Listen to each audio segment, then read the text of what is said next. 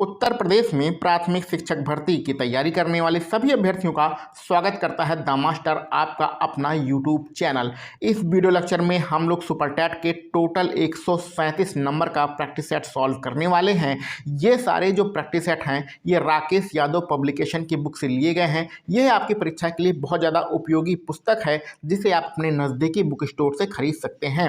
आप लोगों से एक निवेदन है कि जो भी प्रश्न आपके सामने आए उनका जो भी आपको आंसर सही लगे उसे कमेंट बॉक्स में लिखते चलिएगा। इससे क्या होगा कि आपके को सारे प्रश्न जो हैं वो रट जाएंगे। तो चलिए स्टार्ट करते हैं आज का अपना प्रैक्टिस सेट और देखते हैं किस में कितना है दम। सबसे पहले यहाँ पर निर्देश दिया है, देखिए निर्देश में पढ़ेंगे कि निम्नलिखित गद्यांश को ध्यान पूर्वक पढ़कर पूछे गए जो भी यहाँ पर प्रश्न होंगे उनको उत्तर देने हैं। ठीक है, तो गद्यांश में देखेंगे कि भाषा प्रतीकों का एक व्यवस्थित ढांचा है। इन प्रतीकों से बनी भाषा ही द्वारा ही एक पीढ़ी से दूसरी पीढ़ी तक सांस्कृतिक विचार की धरोहर संचारित होती है। यह संस्कृति का अहम हिस्सा संस्कृति की तरह ही भाषा इंसान को पैदा न होने से पहले ही उपनिष्ट रहती है। अमेरिका में पैदा होने वाला बच्चा अंग्रेजी भाषा के संपर्क में आता है। रूस में पैदा होने वाली रूसी के इस तरह भाषा अलग अलग समाजों में प्रतीकात्मक समझ के लिए एक संदर्भ प्रदान करती है। इस मायने में भाषा सांस्कृतिक हिस्सा है जो इंसान को अनुभवातीत करता है। भाषा के बिना संस्कृति को संचारित करने में परेशानी होगी। संस्कृति के बिना मानव अपनी आदित्य मानवता खो देंगे। तो यहाँ पर देखिए प्रश्न आया है और प्रश्न है कि अनुभवातीत का मतलब क्या है। तो ए ऑप्शन आपका अतीत का अनुभव, बी ऑप्शन अनुभव का अतीत, सी ऑप्शन अनुभव के परे या डी ऑप्शन है अनुभवहीनता। तो इसमें आप क्या आंसर सही लगाएंगे, देखिए यहाँ पर राइट आंसर आपका सी हो जाएगा। ठीक है, अनुभव के परे मतलब परे का मतलब उसके बारे में जानकारी ना हो। ठीक है, दूसरा प्रश्न, कौन सा कथन सही नहीं है। ए ऑप्शन है भाषा प्रतीकों का व्यवस्थित ढांचा है। बी ऑप्शन है भाषा हमारे अनुभव बांटने के काम आती है। सी ऑप्शन भाषा बिना संस्कृति संचारित नहीं हो सकेगी। डी है संप्रेषण के लिए बोली हुई भाषा आवश्यक है। तो इसमें आपका डी ऑप्शन राइट होगा, संप्रेषण के लिए बोली हुई भाषा आवश्यक है। संप्रेषण मतलब जो हम एक दूसरे से बातें करते हैं तो वही जो हमारी बोली होती है वो क्या है, उसी में भाषा जो होती है उनका होना आवश्यक होता है। ठीक है, तीसरा प्रश्न यहाँ पर निर्देश दिया है कि निम्नलिखित पद्यांश को ध्यान पूर्वक पढ़ेंगे और फिर से जो प्रश्न होंगे इसमें तो उनका क्या करेंगे, आंसर करेंगे। ठीक है, तो देखिए कांधे धरी एक पाल की है किस कन्हैया लाल की, इस गांव से उस गांव तक नंगे बदन फेंटा कसे, बारात किसकी ढो रहे किसकी कहारी में फंसे, एक कर्ज पुश्तैनी अभी किस्तें हजारों साल की, कांधे धरी ये पाल की है किस कन्हैया लाल की, इस पांव से उस पांव पर ये पांव बेवाई फटे, कांधे धरा किसका महल हम नींद पर किसकी डटे, ये माला ढोते थक गई तकदीर खच्चर हाल की, कांधे धरी ये पाल की है किस कन्हैया लाल की। तो यहाँ पर देखिए प्रश्न बना है कि कविता में लाला अशरफी लाल किसका प्रतीक है, निम्न वर्ग का, उच्च वर्ग का, मध्यम वर्ग का या इनमें से कोई नहीं। तो भैया लाला की देखिए लाला अशरफी लाल जब शब्द यहाँ पर आपको मिल गया है तो भैया ये आपके किस में आ जाएंगे, उच्च वर्ग में आ जाएंगे। ठीक है, चलिए चौथा प्रश्न देखेंगे, कर्ज लेने वाले व्यक्ति की कई कई पीढ़ियां किस माध्यम से कर्ज के बोझ में दबी रहती हैं, पुश्तैनी कर्ज, जमीनी कर्ज, गलत संगर, इनमें से कोई नहीं। तो देखिए हमारे जो पूर्वज है मतलब जो हमारे माता पिता के माता पिता सब पूर्वज ही होते हैं। तो ये क्या करते हैं, अगर ये कर्ज पहले से कुछ ले लेते हैं तो उन्हीं के कर्ज में जो है आने वाली जो जनरेशन होती है वो दबी रहती है। तो इसमें आप ए ऑप्शन ही राइट लगा देंगे, पुश्तैनी कर्ज। ठीक है, अच्छे से समझ में आ गया होगा। अगला प्रश्न देखते हैं। अनुनासिक व्यंजन है, बहुत ही सरल प्रश्न है। अनुनासिक व्यंजन आपको बताना है कौन सा है। चलिए थोड़ा देखते हैं इसको बढ़िया तरीके से। तो पांचवा प्रश्न है और सी ऑप्शन आप क्या लगाएंगे इसमें? सही, ठीक है। डा जो है ये अनुनासिक व्यंजन के अंतर्गत आता है। छठा प्रश्न है, अत्यंत शब्द में कौन सा उपसर्ग है? अति, आ, अत या अंत? अत्यंत, बहुत बार आपने ये प्रश्न पढ़ा होगा। तो अत्यंत शब्द अगर आपको कहीं पर भी मिल जाए, किसी भी एग्जाम में मिल जाए, तो यहाँ पर आप ए ही ऑप्शन लगाइए, ठीक है, क्योंकि यहाँ पर अति उपसर्ग है आपके अत्यंत शब्द में। चलिए अगला प्रश्न देखेंगे, भाववाचक संज्ञा है। भलाई, कवि, रमा या रवि? सातवां प्रश्न। तो सातवें प्रश्न में आप ए ऑप्शन राइट लगा देंगे, सही लगा देंगे, भलाई, ठीक है। आठवां प्रश्न, दिगंबर का संधि विच्छेद कीजिए। तो दिग प्लस अंबर है, दिक धन अंबर है, दिक प्लस बर है, या दिगम प्लस बर है? तो देखिए दिगंबर, ये वाला शब्द भी बहुत बार परीक्षा में आया भी है और कभी कभी एग्जामिनर पूछ भी लेता है। तो यहाँ पर केवल आप बी ऑप्शन के साथ जाइए, ठीक है। यहाँ पर बी ऑप्शन राइट लगाइए, ठीक है, क्योंकि दिगंबर का जो संधि विच्छेद वो दिक प्लस अंबर होता है। इसमें अगर संधि की बात कर ले कोई कोई ऐसे पूछ ले आपसे एग्जाम में कि दिगंबर में बता दो भैया कौन सी संधि है, तो बता दिए इसमें आपकी जो है व्यंजन संधि है, ठीक है। चलिए अगला प्रश्न देखेंगे। नवा प्रश्न है, रचना के आधार पर वाक्य के कितने भेद हैं? 2, 3, 4 या 5? तो वाक्य के जो भेद होते हैं वो 3 होते हैं, आपको पता है। देखिए आपने पढ़े होंगे सरल वाक्य, संयुक्त वाक्य और मिश्र वाक्य। तो यही वाक्य के क्या होते हैं? प्रकार होता है, ठीक है, भेद भी कहते हैं इनको। अगला प्रश्न है, आजन्म में कौन सा समास है? तो ए ऑप्शन आपका अव्ययीभाव समास, तत्पुरुष समास, द्वंद्व समास या द्विगु समास, आजन्म। इसका सही आंसर ए वाला ऑप्शन राइट हो जाए, वो अव्ययीभाव समास हो जाए वो आपको इसमें आजन्म में, ठीक है। चलिए अगला प्रश्न है, एक अनार 100 बीमार, कहावत का क्या अर्थ है? तो ए ऑप्शन है एक ही अनार होना, बी ऑप्शन है कम वस्तु का पास में होना, सी ऑप्शन है एक ही वस्तु के अनेक चाहने वाले, डी है उपरोक्त में से कोई नहीं। तो देखिए 11वां प्रश्न है आपके सामने और इसमें जो सी ऑप्शन आप देख रहे हैं, एक ही वस्तु के अनेक चाहने वाले, यही होता है एक अनार 100 बीमार। जैसे गांव में अपने कह देते हैं कि एक अनार है और 100 बीमार, तो इसका मतलब यह है कि किसी एक चीज की चाहत है और मतलब है एक चीज और उसके अनेक गांव में रहने वाले जो लोग हैं वो लेना चाह रहे हैं, तो यही कहावत वहां पर सही बैठ जाती है, ठीक है। चलिए अगला प्रश्न देखेंगे। मेरी भव बाधा हारो, राधा नागरी सोए, जा तन की झाई पैर, श्याम हरित द्युति होए। तो ये पंक्तियां यहाँ पर दी हैं और पूछ लिया है कि भैया छंद बता दो इसमें क्या है? सोटा, दोहा, रोला और बरबे। तो राइट आंसर आप इसमें बी वाला ऑप्शन सही मान लेंगे, ठीक है, दोहा छंद है इसमें। 11वां प्रश्न के 12वें के बाद देखेंगे 13वां प्रश्न। दूर अव्यय से बनने वाली भाववाचक संज्ञा निम्नलिखित में नाम लिखिए, बताना है इसमें से भाववाचक संज्ञा कौन सी है।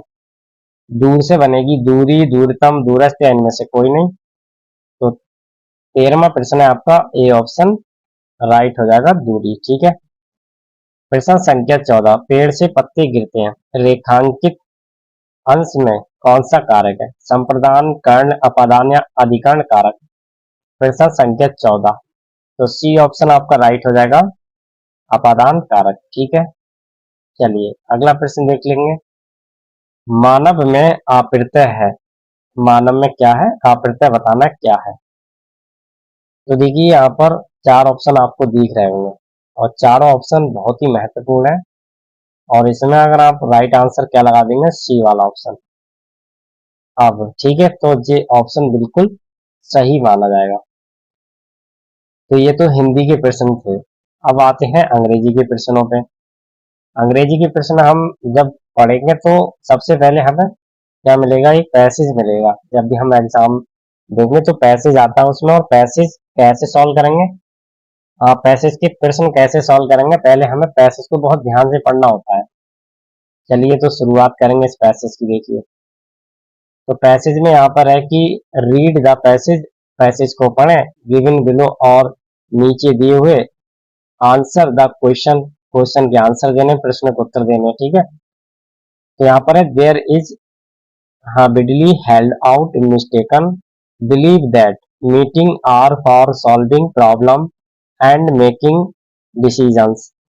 For a start, the number of people attending a meeting tend to be inversely uh, proportional proportional to their collective ability to reach conclusions and make discussions।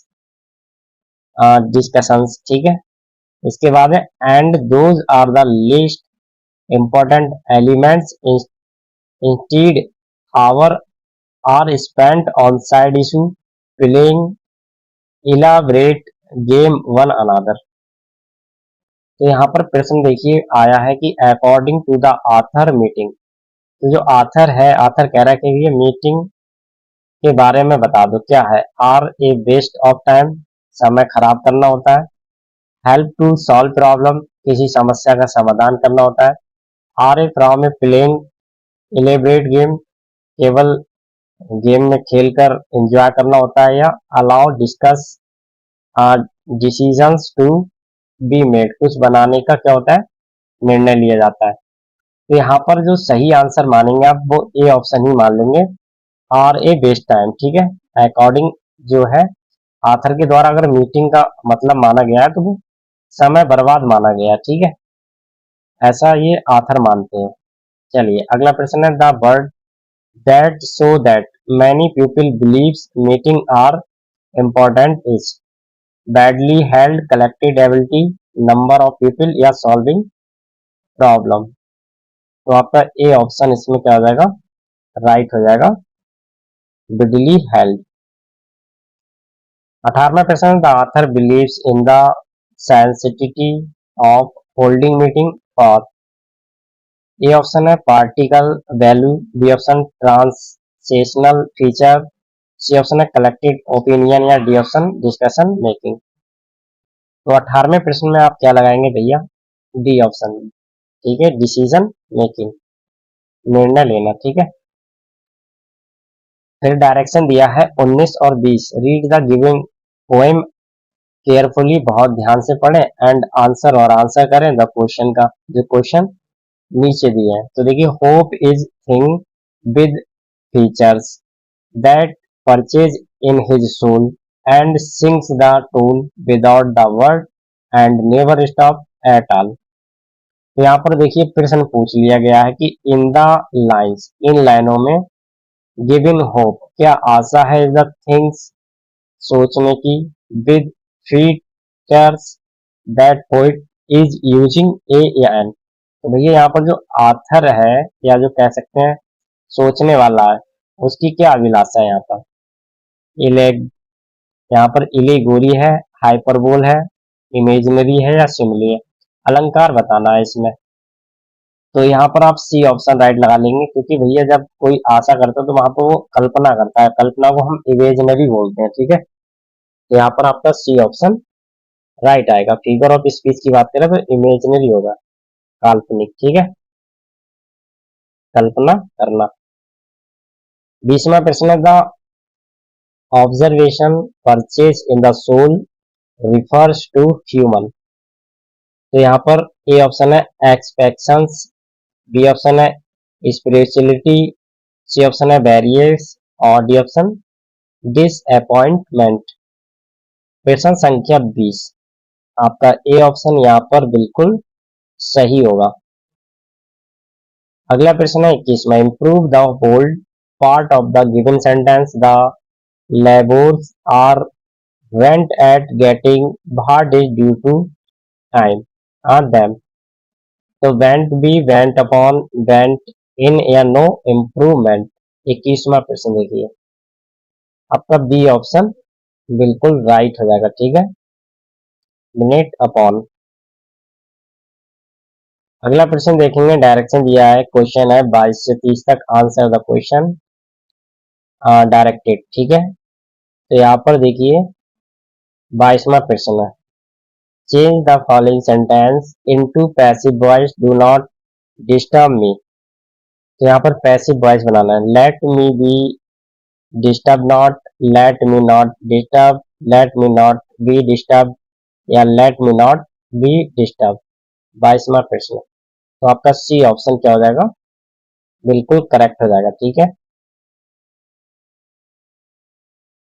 23वां प्रश्न है, फिल इन द ब्लैंक्स, खाली जगह दी है इन the following sentence with an appropriate article. सही article के साथ क्या करना है आपको, खाली जगह भरना है।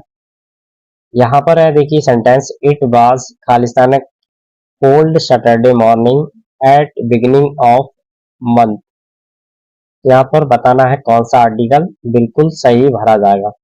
चलिए आपके लिए यहाँ पर हम 5 सेकंड का समय दे देते हैं, क्योंकि ऐसे प्रश्न अक्सर परीक्षा में आने वाले होते हैं।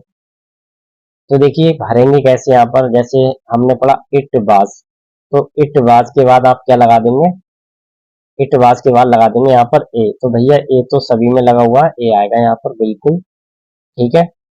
इसके बाद कोल्ड मीन बहुत ज्यादा ठंड थी, सैटरडे मॉर्निंग शनिवार के सुबह में। ठीक है। अब आ गया एट, तो एट के बाद क्या आ जाएगा, देखिए अगर एट की हम बात करें तो एट द लगाते हैं हम लोग, क्या लगाते हैं, एट द। ठीक है। तो यहाँ पर द आ गया। अब देख लो ए के बाद द किसमें है, तो भैया बी में भी है, सी में भी है और डी में भी है। चलिए अगले बात, बिगिनिंग शुरुआत हुई, ऑफ मीन की किसकी हुई थी शुरुआत, तो यहाँ पर क्या लगा देंगे आप, द लगा देंगे। ठीक है। The month. ठीक है। क्योंकि यहाँ पर किसकी शुरुआत हुई है, महीने की शुरुआत हुई है। तो मंथ क्या है, डेफिनेट आर्टिकल है और इसके डेफिनेट महीना डेफिनेट होता है। ठीक है। तो यहाँ पर डेफिनेट आर्टिकल ही लगाएंगे, निश्चित है महीना। ठीक है। इस तरीके से आपका डी ऑप्शन राइट हो गया। अगला प्रश्न देखेंगे, fill in the blank in the following sentence with an appropriate preposition. फिर से प्रीपोजिशन भरना, देखिए ये तो बहुत सरल हो जाएगा अगर आप थोड़ा सा ध्यान दे लेंगे। The police car chased the robbers the streets by with 0 या 4। तो प्रश्न संख्या 24, तो देखिए यहाँ पर क्या है, पुलिस ने कार चेस्ट, कार दौड़ाई। ठीक है।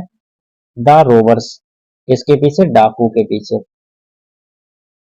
तो कहां पर दौड़ाई थी, किसके द्वारा, एक स्ट्रीट के द्वारा, गली के द्वारा। तो थ्रो। ठीक है। यहाँ पर बिल्कुल राइट लगाएंगे आप, सही है। हाँ जी।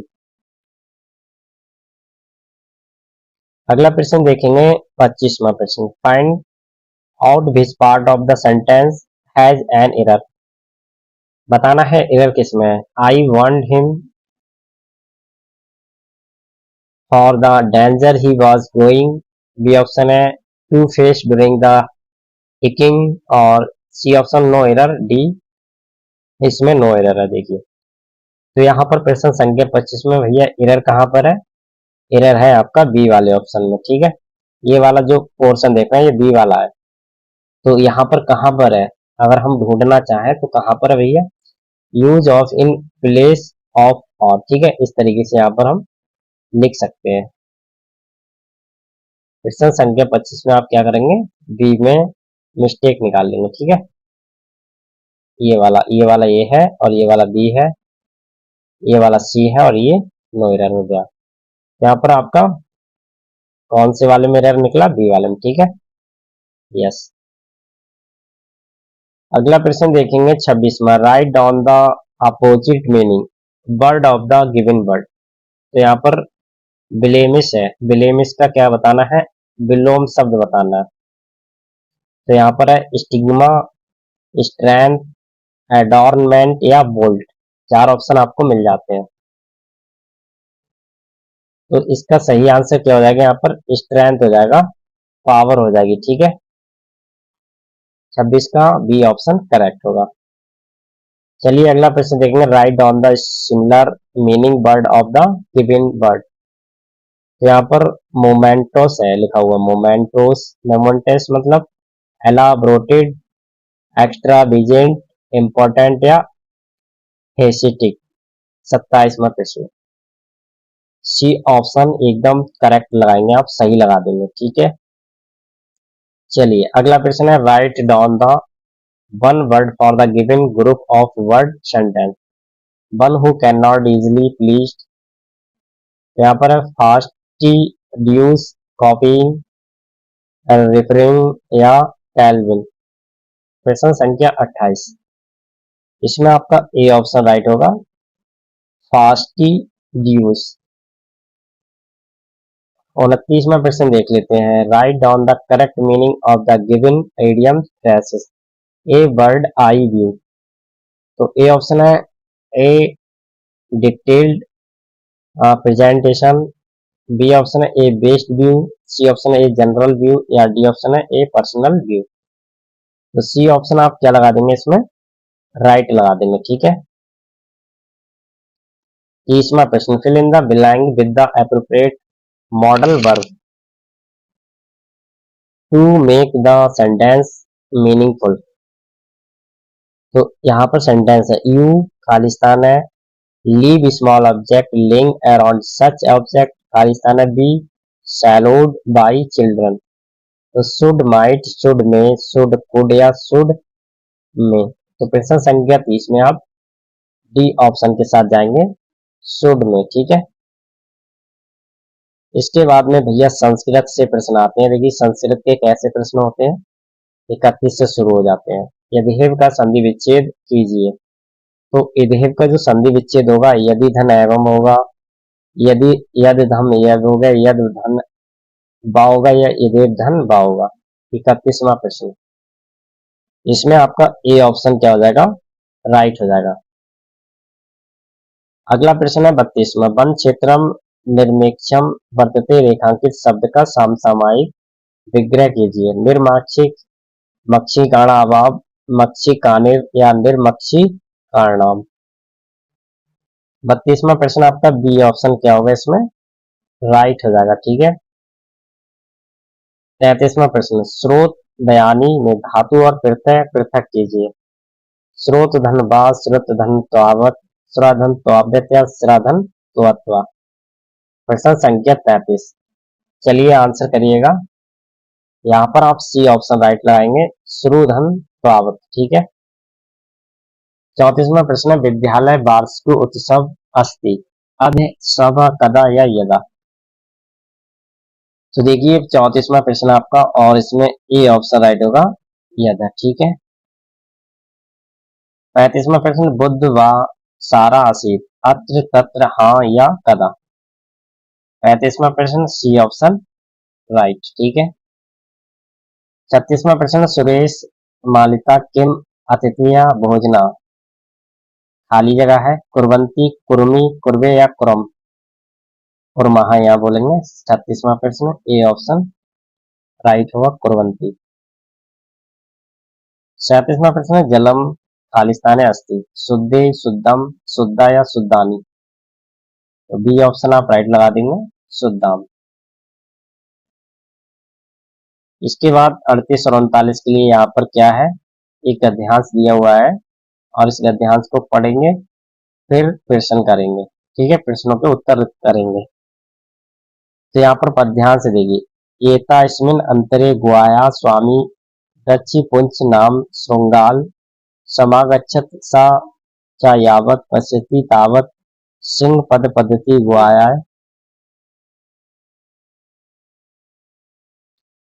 प्रवष्टीय दर्शते न च बहिरागात श्रृंगाल अचित्यंत अहो विनष्टोऽस्मि नूनम अस्मिन् विले सिंहः अस्तीत तर्कयामि तत् के करवाणी। यहाँ पर कह रहा है कृष्ण की ग्वायार स्वामी का दसी पुंज सिंह गर्दव्य को न अपी। तो आपने भी पढ़ा था ग्वायार स्वामी का नाम क्या था, दसी पुंज। तो यहाँ पर जो 38 वाले में आप देख रहे हैं, ए ऑप्शन ही क्या लगा देंगे, सही लगा देंगे, ठीक है। अगला प्रश्न है, अहो विनष्टोऽस्मि इति का आचिंत्यतम सिंह श्रृंगाल स्वामिया को नापी। तो इसमें आपका बी ऑप्शन राइट होगा। 40 से प्रश्न देखेंगे, यहाँ पर फिर पर ध्यान से दिया है और ध्यान पूर्वक पढ़ के प्रश्न का उत्तर देखेंगे। कंदे पुलो मरमी मुर्मिनिवरा गमयति कलाम संतोष एवं पुरुषस्य परम निदानम। तो निदानम का भवति, तो यहाँ पर आप राइट आंसर क्या लगा देंगे? देखिए अभी आपने पढ़ लिया निदानम संतोष, ठीक है, राइट आंसर संतोषा होगा। अगला प्रश्न है 41 में, वृत्तीय पथ में त्रिज्या r है और वृत्तीय पथ के 2 चक्कर लगाने को तय की गई दूरी तथा विस्थापन का मान ज्ञात कीजिए। तो देखिए यहाँ पर ये मैथ से प्रश्न है और यहाँ पर केवल हम आपके लिए सही आंसर ही बताते चलेंगे।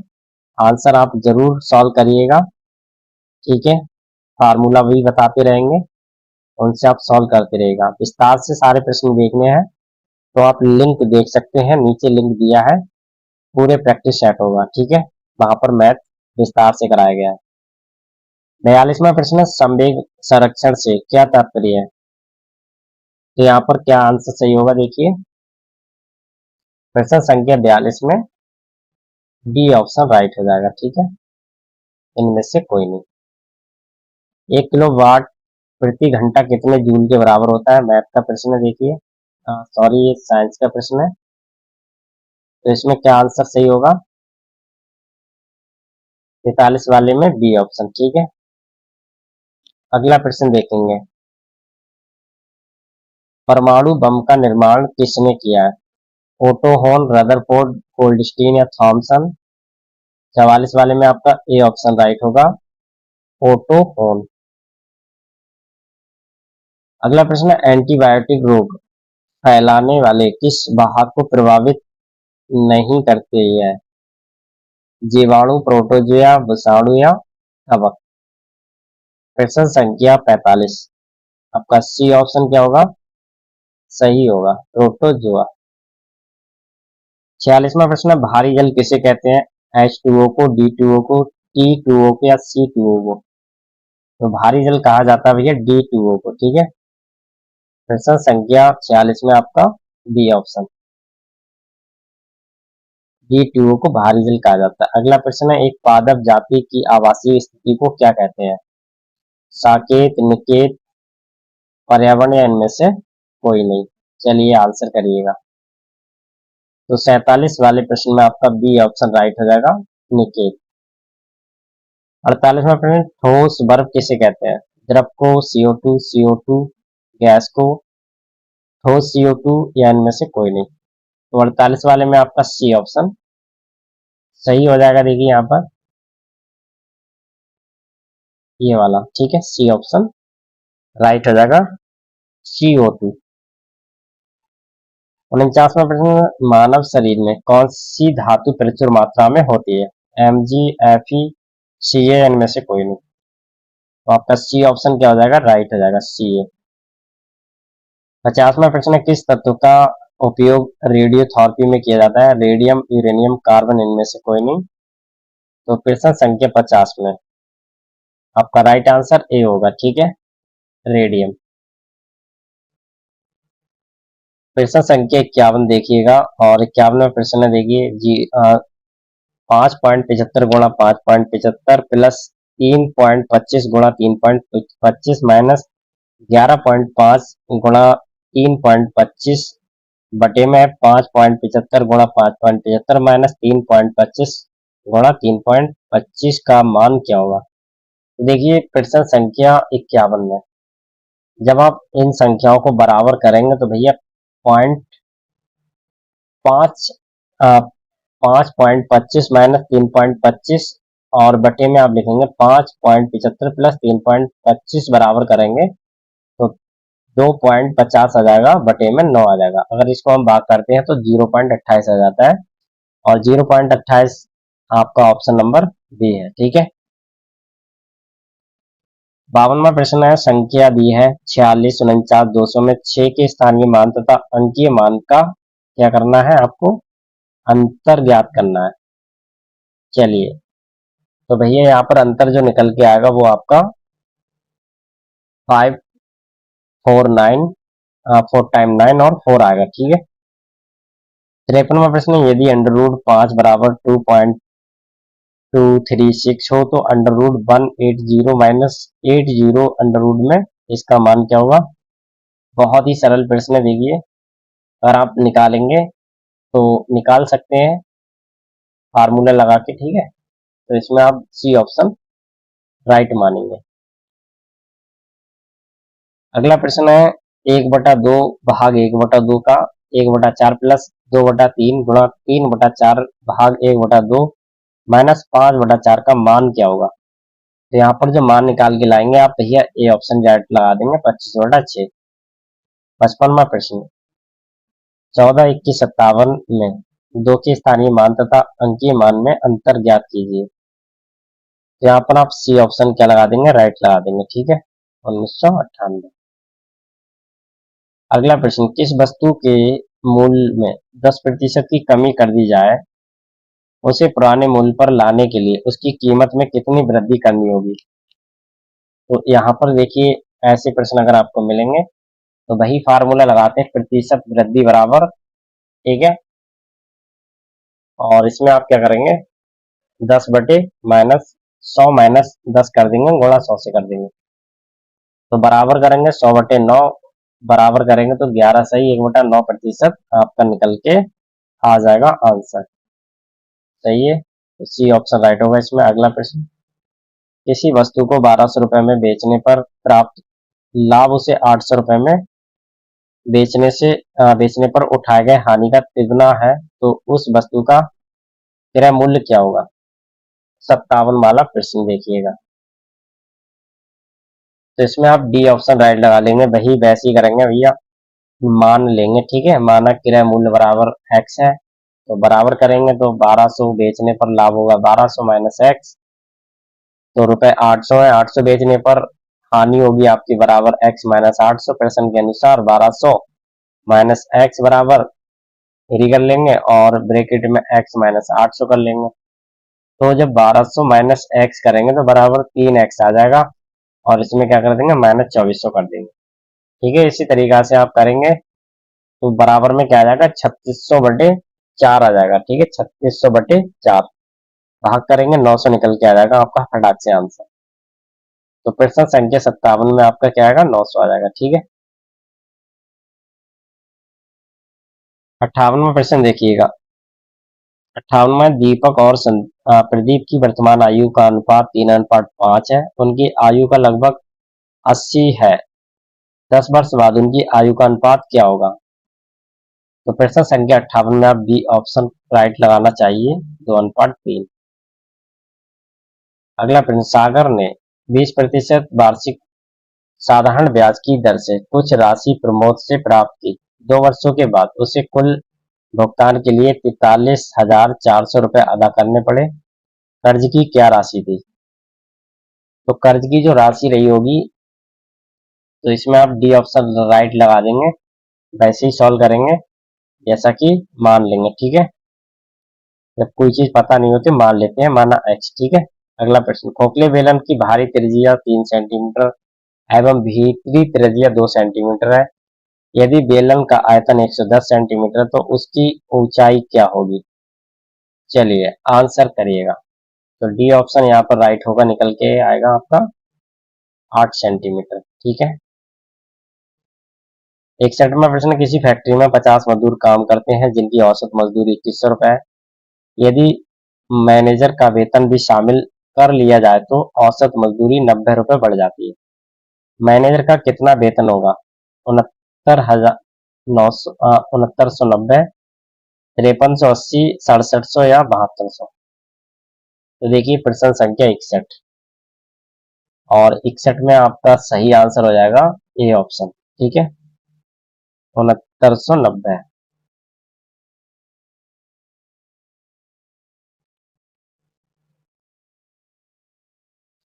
तो चलिए अगला प्रश्न देखेंगे कि परस्पर समकोण पर काटती हुई 2 मीटर चौड़ी दो सड़कें एक आयताकार पार्क जिसकी माप 72 मीटर गुणा 48 मीटर है, बीच गुजरती एक और प्रत्येक सड़क आयत की भुजा समांतर है, पार्क के शेष भाग का क्षेत्रफल क्या है। देखिए यहाँ पर राइट आंसर क्या होगा आपका प्रश्न संख्या 62 में। जी हाँ, सही ऑप्शन गैस करेंगे, सी ऑप्शन राइट लगाएंगे। ठीक है, 3220 वर्ग मीटर। अगला प्रश्न है 29 से बड़ी दो संख्याओं का मासा 29 एवं लासा 4147 है। इन संख्याओं का योग कितना होगा या कितना है? तो आप लासा मासा निकाल लेते होंगे और यहाँ पर आपका 696 आ जाएगा। ठीक है, कैसे निकालना है आपको? वही मासापा बराबर 29 हो गया, लासापा बराबर आपका 4147।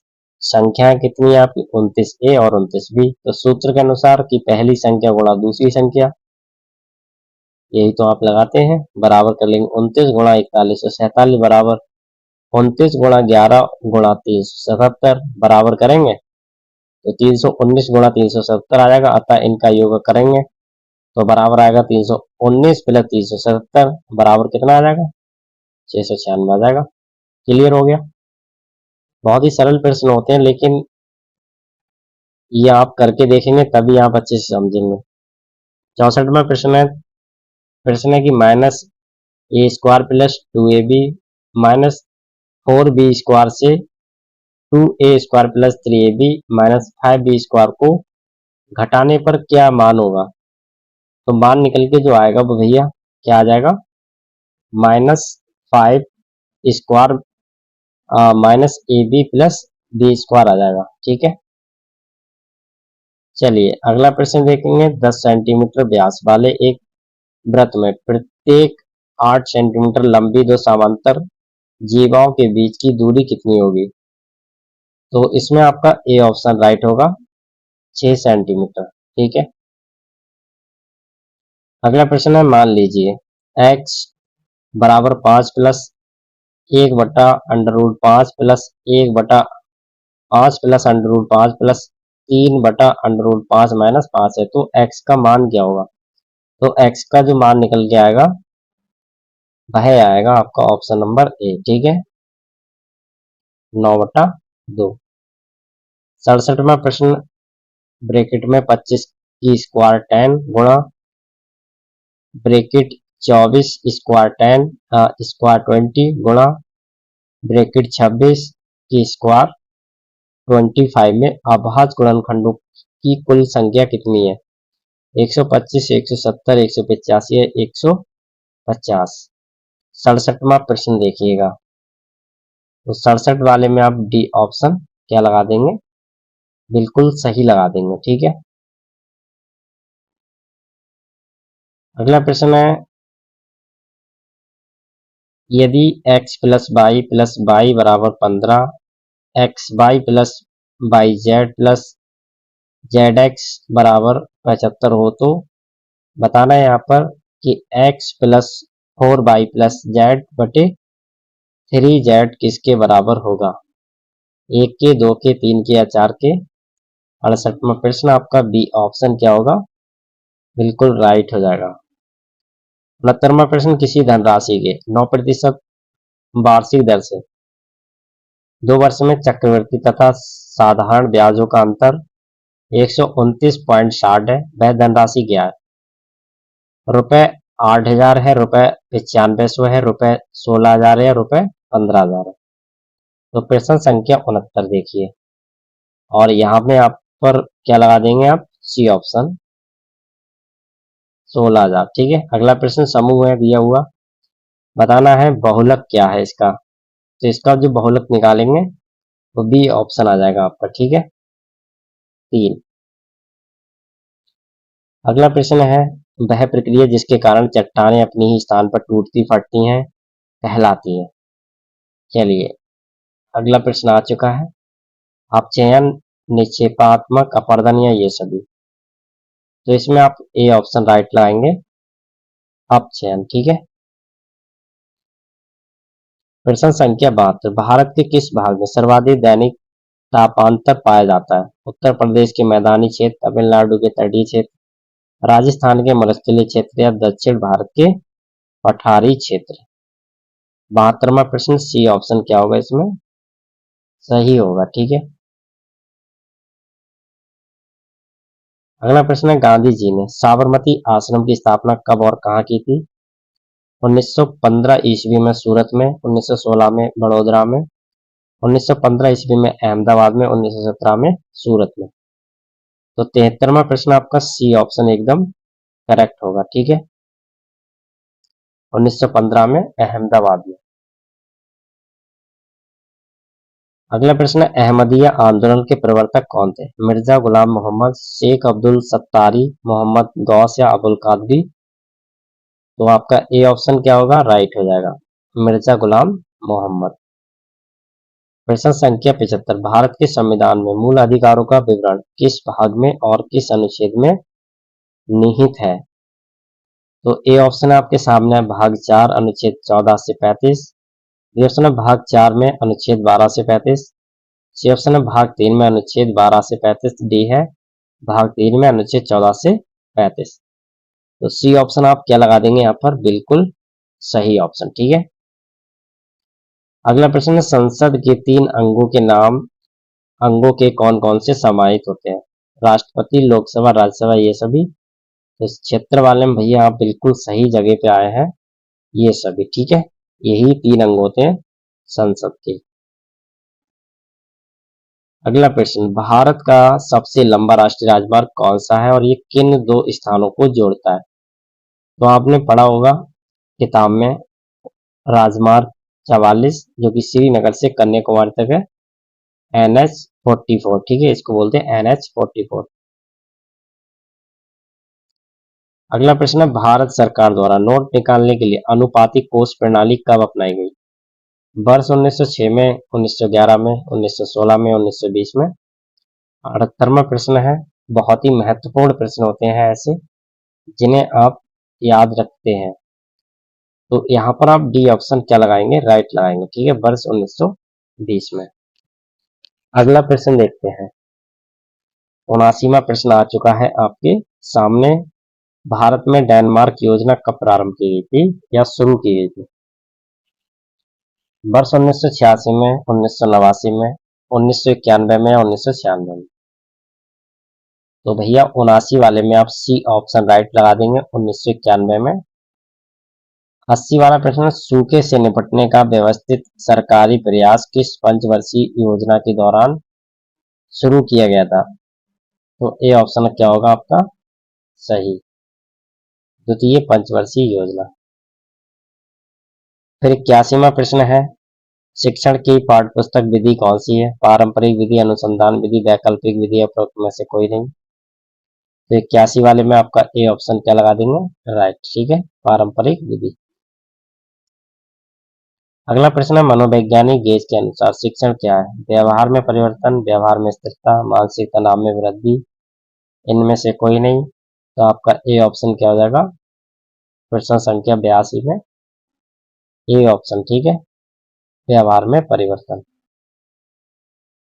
83वां प्रश्न है, गेस्टाल्ट शब्द से आप क्या समझते हैं? सूझबूझ द्वारा सीखना, शिक्षक द्वारा सीखना, माता पिता द्वारा सीखना, इनमें से कोई नहीं? तो आपका ए ऑप्शन क्या होगा इसमें? बिल्कुल सही होगा। ठीक है, अगला प्रश्न है, पेस्टोलॉजी ने शिक्षा को मनुष्य के रूप में माना है, स्वाभाविक, सामंजस्यपूर्ण, प्रगतिशील विकास, ये सभी? तो प्रश्न संख्या 84 आपका डी ऑप्शन क्या हो जाएगा? राइट हो जाएगा। ठीक है, 85 वाला प्रश्न है, विद्यालय की शिक्षा विधि का उदाहरण है? अनौपचारिक, औपचारिक, अव्यवस्थित, इनमें से कोई नहीं? तो आपका बी ऑप्शन क्या होगा? राइट होगा, औपचारिक।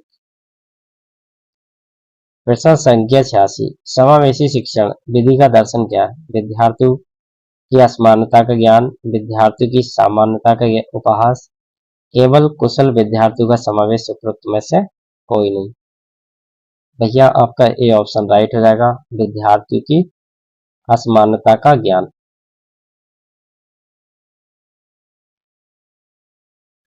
अगला प्रश्न, पाठ्य योजना का प्रथम बिंदु कौन सा? प्रस्तावना, उद्देश्य, काठिन्य निवारण या व्याख्या? तो 87 वाले में आपका सही ऑप्शन क्या होगा? A option. ठीक है, ए ऑप्शन आप राइट लगाएंगे। 88वां प्रश्न, शिक्षार्थी का मूल्यांकन किस रूप में होना चाहिए? मौखिक, लिखित, लिखित मौखिक दोनों उपरोक्त में से कोई नहीं, तो यहाँ पर आप सी ऑप्शन राइट लगा देंगे, लिखित और मौखिक दोनों रूप में। चलिए अगला प्रश्न देखेंगे, बहुत ही महत्वपूर्ण प्रश्न आ चुका है। 4 वर्ष तक के बच्चों का जो शब्द भंडारण होता है कितना होता है? लगभग 1600, लगभग 500, लगभग 4000 या लगभग 300। तो इसमें आप ए ऑप्शन ही राइट लगा देंगे, लगभग 1600। अगला प्रश्न है, राष्ट्रीय मुक्त विद्यालय क्या है? स्वायत्ता संगठन है, संवैधानिक संगठन है, उपरोक्त ए बी दोनों है, या इनमें से कोई नहीं। तो प्रश्न संख्या 90, आपका ए ऑप्शन राइट हो जाएगा, स्वायत्ता संगठन है। अगला प्रश्न है, एक समूह के सदस्यों में समूह के औसत से मानसिक या शारीरिक विशेषताओं का विचलन ही व्यक्ति विभिन्नता है। ये कथन किसका है? जेम्स ड्रेवर का, जीन पियाजे का, कोहल वर्ग का, या वाइगोत्स्की का। तो इसमें आपका ए ऑप्शन क्या होगा? राइट होगा, ठीक है, जेम्स ड्रेवर का।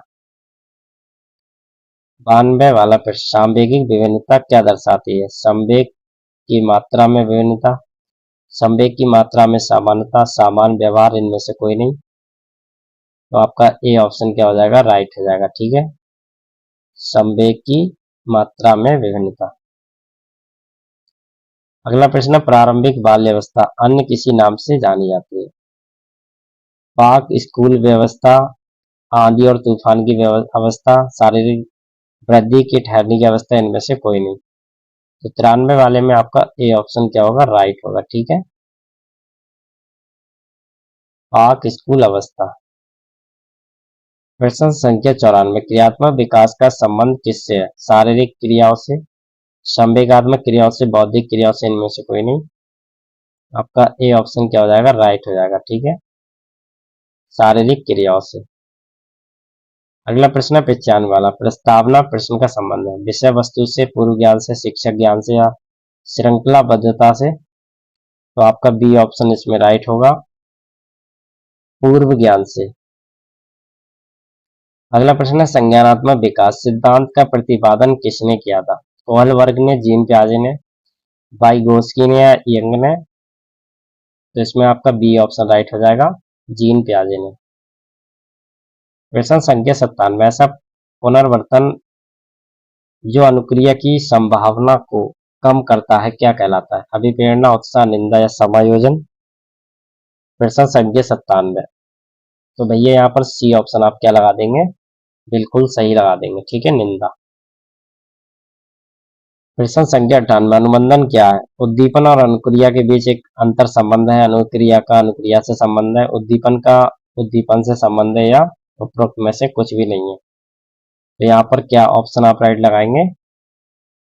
ए ऑप्शन ही सही लगाएंगे, ठीक है, उद्दीपन और अनुक्रिया के बीच क्या है?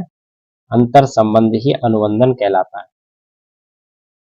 चलिए अगला प्रश्न देखेंगे, मास्लो के अनुसार आवश्यकता कितने प्रकार की होती है? 3, 5, 11 या 15। तो राइट आंसर बी हो जाएगा आपका, 5 प्रकार से, ठीक है। प्रश्न संख्या 99, बी ऑप्शन राइट होगा। अगला प्रश्न है, मानसिक रूप से पिछड़े बालकों की बुद्धि लब्धि कितनी होती है? 85, 110, 120, 145। तो ए ऑप्शन राइट होगा, 85। अगला प्रश्न देखेंगे, एच इंडेक्स का संबंध होता है किसी देश की स्वास्थ्य सेवा से, विरासतों के संरक्षण से, किसी लेखक के प्रकाशन से, या स्वास्थ्य एवं पोषण की स्थिति से।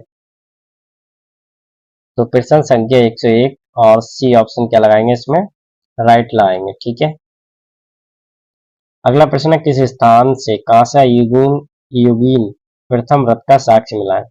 सिनौली, मथुरा, कालीबंगा, रंगपुर। 102वां प्रश्न है, और इसमें क्या ऑप्शन राइट लगाएंगे आप? ए ऑप्शन ही राइट लगा देंगे, ठीक है।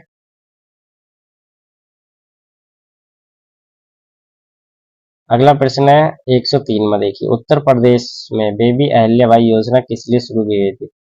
छात्रों को मुफ्त शिक्षा देना, लड़कियों को स्नातक की शिक्षा मुफ्त देना, लड़कियों को साइकिल प्रदान करना, लड़कियों को साइकिल प्रदान करना। 103 में आपका राइट आंसर क्या होगा? देखिए सी ऑप्शन, ठीक है, सी ऑप्शन आपका राइट हो जाएगा।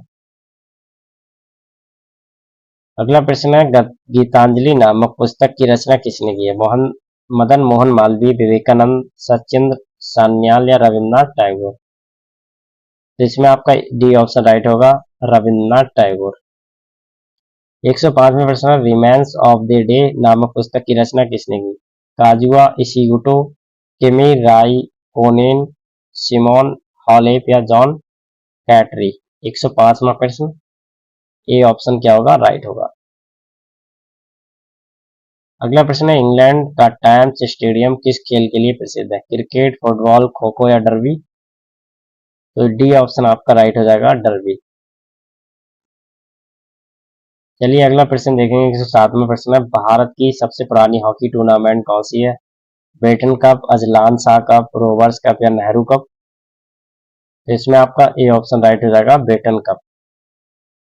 प्रश्न संख्या 108, चाइना मैन शब्द किस खेल से संबंधित है? हॉकी, फुटबॉल, गोल्फ या क्रिकेट?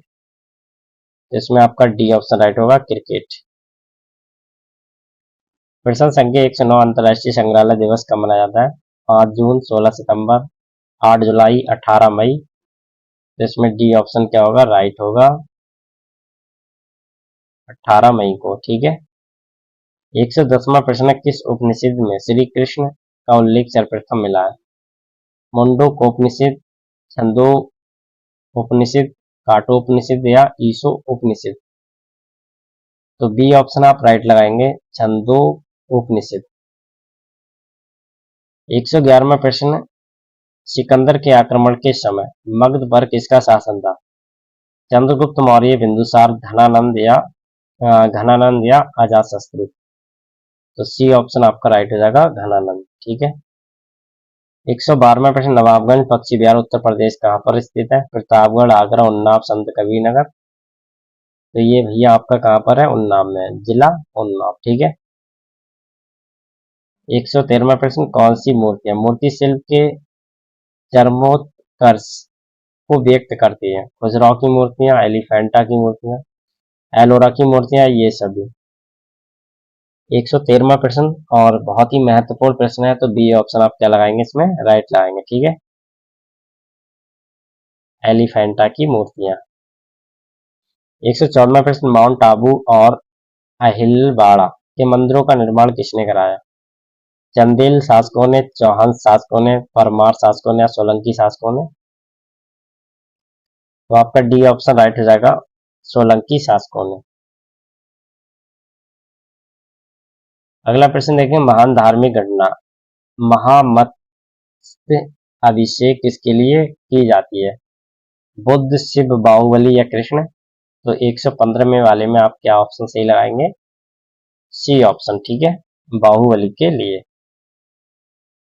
अगला प्रश्न है, हैदरपुर आर्द्र भूमि जिसे हाल ही में रामसर स्थल के रूप में शामिल किया गया है, किस राज्य में स्थित है? हरियाणा, गुजरात, उत्तराखंड, उत्तर प्रदेश? तो डी ऑप्शन आप राइट लगा देंगे, उत्तर प्रदेश में। अगला प्रश्न, 117 दी गई श्रृंखला में से उस संख्या को चयन कीजिए जो अन्य से क्या है, अलग है या भिन्न है। तो यहाँ पर जो संख्या है भैया वो है आपकी डी। ठीक है, ये सबसे क्या है, भिन्न है, 90। अगला प्रश्न है 118वां प्रश्न, 19, 2, 38, 3, 114, 4 क्वेश्चन मार्क चिन्ह लुप्त पद को ज्ञात करना है। तो इसमें भैया याद करेंगे आप कैसे, पहले तो आपको पता ही है, देखिए 2 का, 3 का और 4 का अंतर है इनमें, और यहाँ पर 456 लुप्त है, निकाल लेंगे आराम से, 456 ही आएगा। ठीक है, क्योंकि जब हम 19 से 19 दूनी 38 हो जाएगा। ठीक है, और 2 के बाद 3 आ गया, 19 दूनी 38, 2 के बाद 3 आ गया, फिर 38 क्या क्या क्या करेंगे, 38 दूनी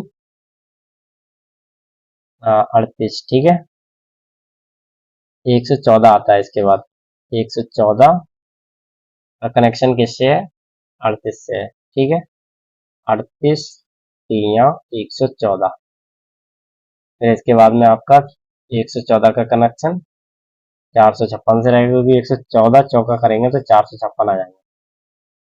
उम्मीद करते हैं इस तरह से आप इसको सॉल्व करके 456 ले आएंगे। अगला प्रश्न है, निम्नलिखित चित्रों में से एक पासे के 4 रूप दिखाए गए हैं।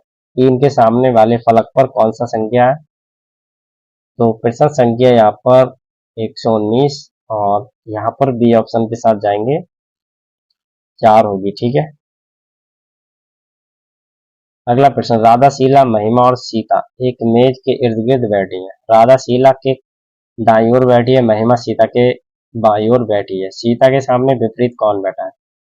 तो विपरीत की अगर बात करें तो कौन बैठा है? तो देखिए ए ऑप्शन यहाँ पर राइट होगा। ठीक है, राधा।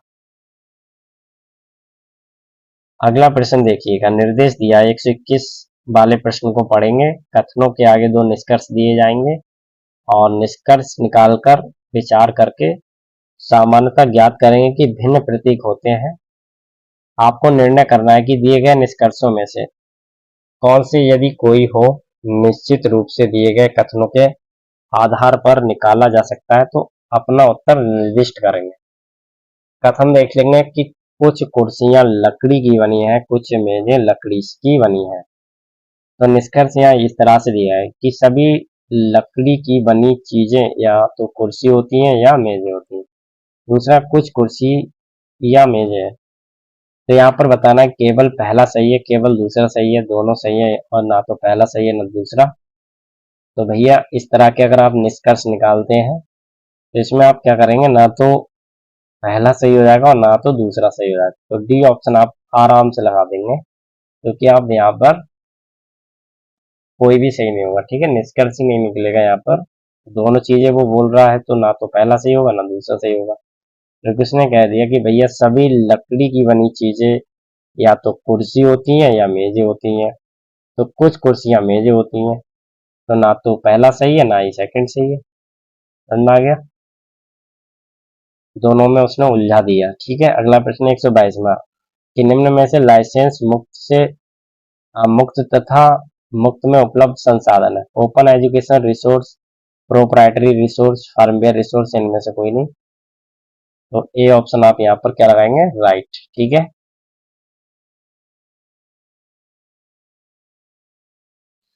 तो अगले प्रश्न की ओर बढ़ते हैं। देखिए अगला प्रश्न है CMI का पूरा नाम क्या है? ये कंप्यूटर्स है। देखिए तो CMI computer manager internet, computer manage instruction, computer manage instructor या कंप्यूटर मैनेजर इंस्ट्रक्टर। तो CMI का इसका फुल फॉर्म होता है, बहुत बार आपने पढ़ा भी होगा। फुल फॉर्म की बात करें तो होता है कंप्यूटर मैनेज इंस्ट्रक्शन। ठीक है, तो यहाँ पर बी ऑप्शन क्या होगा, एकदम राइट हो जाएगा। अगला प्रश्न देखेंगे, प्रोग्राम मेडिफिकेशन को क्या कहते हैं? स्पैम, मालवेयर, पेच या पायरेसी। तो यहाँ पर आपका 124 में सी ऑप्शन राइट होगा, पेज कहते हैं। 125वां प्रश्न, सुपर कंप्यूटर की संगणना क्षमता कितनी होती है? तो यहाँ पर आपका ए ऑप्शन ही राइट होगा, 10 की पावर 12 पीएफ प्रति सेकंड। पासवर्ड क्या होता है? सर्वर, मालवेयर, सब डिस्क्रिप्टेड कोड या गोपनीय कोड। तो पासवर्ड की अगर बात करें तो ये होता है भैया गोपनीय कोड होता है। 127वां प्रश्न देखिएगा और 127वां प्रश्न आपके सामने कि दूसरे व्यक्ति की आहत किए बिना अपनी राय व्यक्त करने का कौशल कहलाता है। प्रभावी संप्रेषण, प्रभावी संप्रेषण, नियोजित संप्रेषण या अनुशासनात्मक संप्रेषण। तो ए ऑप्शन आपका क्या हो जाएगा, राइट हो जाएगा। ठीक है, अगला प्रश्न है शिक्षक आचार संहिता के संदर्भ में कौन सा विकल्प उपयुक्त है? ए मानक व्यवहार है, सूचना पुस्तिका का संबंध शिक्षक आचार संहिता से है, ए बी दोनों, या इनमें से कोई नहीं। 128 में आप सी ऑप्शन के साथ जाएंगे, ए और बी दोनों। 129वां प्रश्न, किस प्रकार की शिक्षण नीतियां वस्तुनिष्ठ होती है? एक तंत्रीय, जनतंत्रीय, व्यावहारिक या सापेक्ष।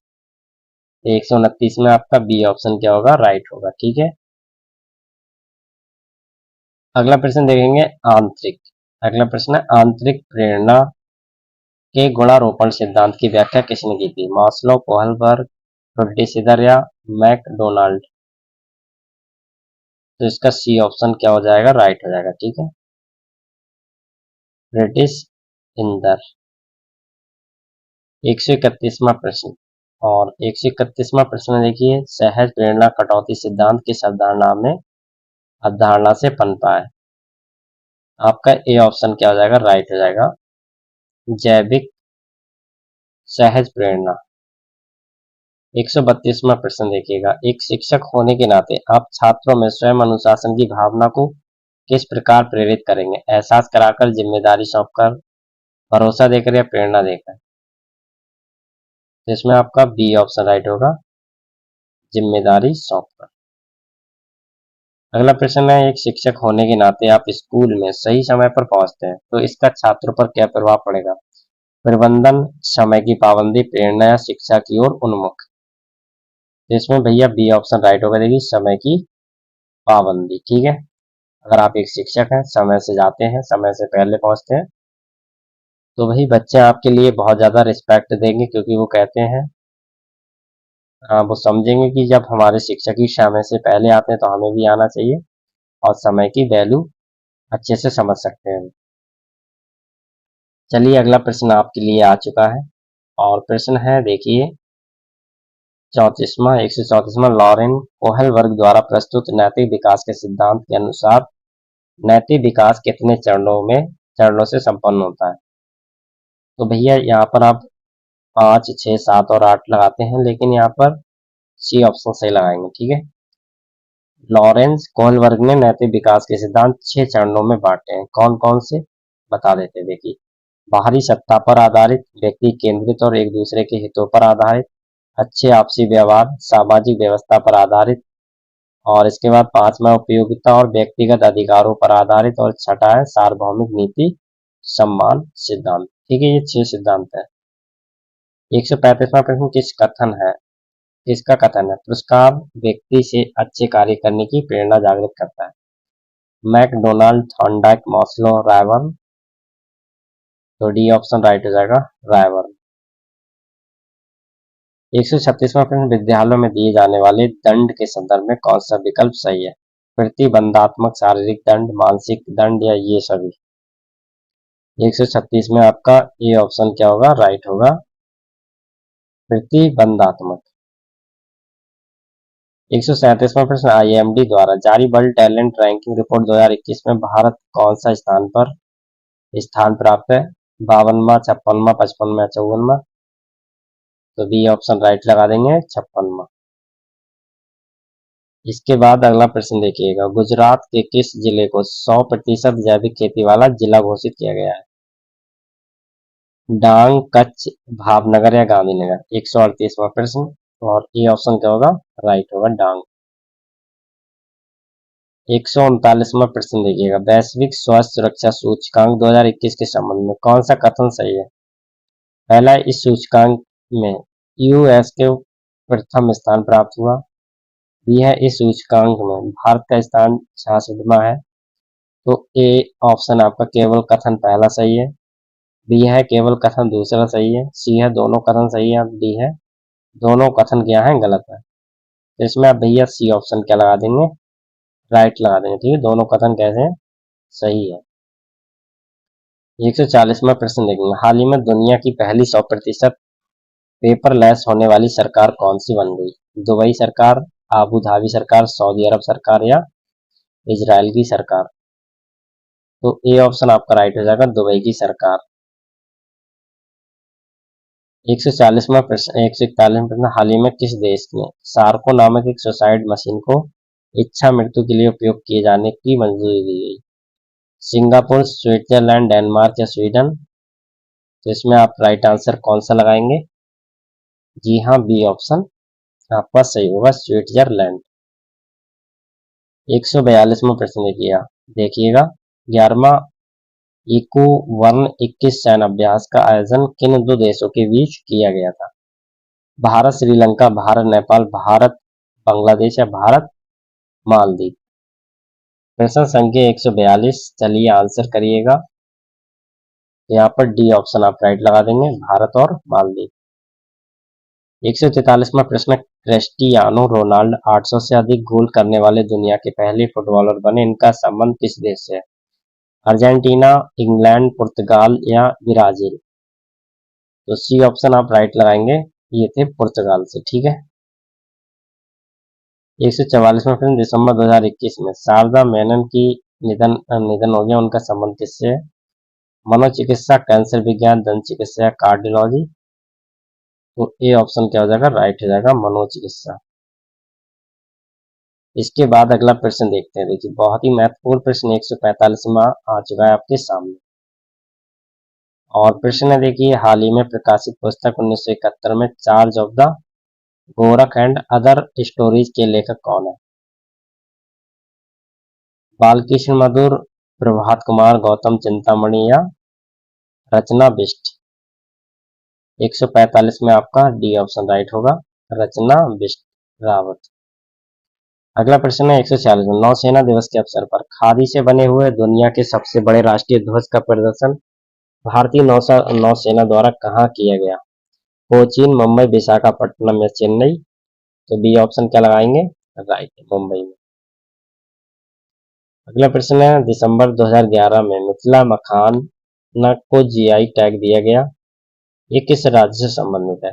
बिहार, झारखंड, असम, पश्चिम बंगाल? तो देखिए मिथिला मखाना, इसको जीआई टैग मिला था 2021 में, और ये जिस राज्य से संबंध रखते हैं वह राज्य आपको बताना है इनमें से। तो डी ऑप्शन अगर आप लगा देते हैं, आंसर आपका राइट हो जाएगा। ठीक है, पश्चिम बंगाल। अगला प्रश्न देखेंगे, टाइम्स मैगजीन द्वारा किसे 2021 के लिए पर्सन ऑफ द ईयर चुना गया? Jeff Bezos, Elon Musk, Joe Biden या नरेंद्र मोदी? तो इसमें बी ऑप्शन क्या हो जाएगा? राइट हो जाएगा, एलन मस्क को। 149वां प्रश्न, हाल ही में किस भारतीय वास्तुकार को ब्रिटेन के प्रतिष्ठित शाही पदक रॉयल गोल्ड मेडल 2022 से सम्मानित किया गया? बालकृष्ण जोशी, बिमल पटेल, अहमद हाफिज या राहुल मल्होत्रा? तो ए ऑप्शन इसमें आप राइट लगाएंगे, बालकृष्ण जोशी। इसके बाद 150वां प्रश्न है, जूनियर पुरुष हॉकी विश्व कप 2021 के संबंध में कौन सा कथन सत्य है? इसका आयोजन भुवनेश्वर, ओडिशा में किया गया। अर्जेंटीना के जर्मनी को हराकर एक विश्व कप में जीत लिया गया। केवल कथन पहला सही है, केवल कथन दूसरा सही है, दोनों सत्य हैं, दोनों गलत है। चलिए आंसर करिएगा।